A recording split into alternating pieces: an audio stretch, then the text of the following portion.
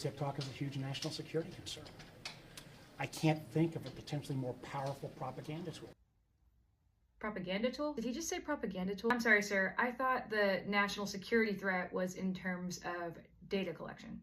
Here are some fun facts. Instagram, Facebook, Google, DoorDash, and Airbnb all collect more data than TikTok. TikTok has contributed more than $24 billion to U.S. gross domestic product and more than 224,000 jobs to the U.S. economy. Mind you, as of January 15th, the United States is over $36.2 trillion in debt. There are over 1.3 million creators that operate their businesses on TikTok. In less than 24 hours, 3.4 million American citizens volunteered their data to an actual Chinese communist app in protest of their own government. TikTok is not a publicly shared company. Meta is a publicly shared company. Members of Congress who voted on the TikTok ban are invested in Meta stock.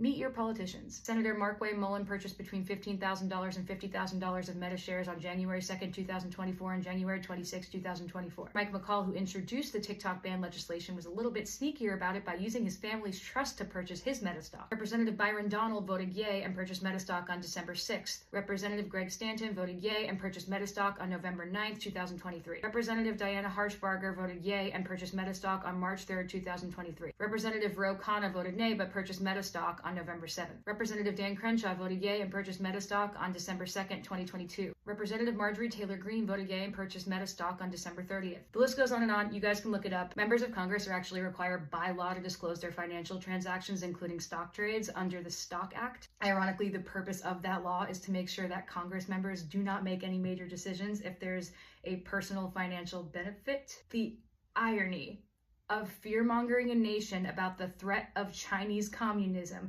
by stripping them of their jobs, freedom of information, freedom of speech, freedom of open communication, freedom of discourse, and right to discern propaganda is wild. All while one publicly shared corporation that is notorious for controlling propaganda to literally puppeteer elections by unethically collecting our data lobbies Congress to vote on a ban to continue to monopolize where we receive all of our information. And the Congress members who voted for this monopoly were legally allowed to have shares in the stock! But it's totally normal the CIA lizard dumped $7 million into pushing this ban through because he went on Joe Rogan and talked about jujitsu. As for me, I was a broke singer-songwriter trying to make it in the music industry, and now I am one of those 1.3 million creators that can put food on the table because of TikTok. It provided me with the first equal opportunity platform to show my songs to the whole world. I didn't need to be Instagram famous. I didn't need to be some celebrity's kid. I didn't need to have a lot of money. I just needed to post a video of myself singing to my 140 followers. Thanks to TikTok, I have grown my audience to 14.7 million followers. I've accumulated over 270 million likes and billions of views on my music. I could sell tickets to my shows. I bought my first house from the money I made with my TikTok brand partnerships. My songs made it to top 10 radio because I promoted them on TikTok. I built a community of people healing from eating disorders, and with that community, I was able to stand up to a multi-million-dollar corporation called Victoria's Secret. I got to sing songs with first responders, doctors, small business owners, artists, kids, grandparents,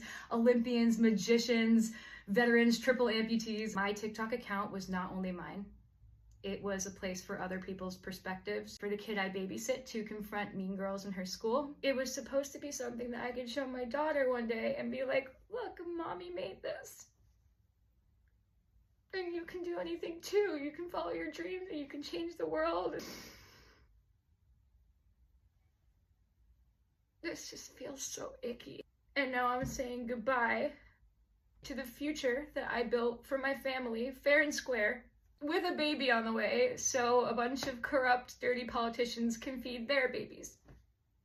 Our greatest politicians could be focusing on genocide, poverty, human trafficking, homelessness. It is not about privacy or national security. It is all about control. China doesn't want to spy on people pooping while they watch a Get Ready With Me. The government doesn't even hate TikTok. In fact, most of the Congress members that voted to ban TikTok are actually on TikTok, as are all their spouses and children. What the government hates is losing money out of their own pockets. The government hates losing control of the information we receive. And most importantly, the government hates when we talk to each other.